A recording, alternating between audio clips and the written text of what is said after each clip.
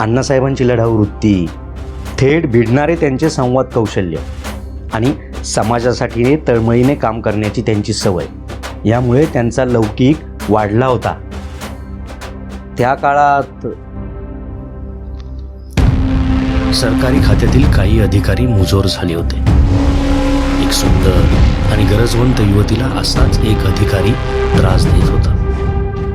विनयभंगाने भेदरलेली ती युवती धावत विश्वासाने छावा संघटनेच्या कार्यालयात आली आणि टाइम झालेला दिवसांनी अण्णासाहेब जावळे पाटील यांना सांगितलं. ते द्वेषाने पेटले.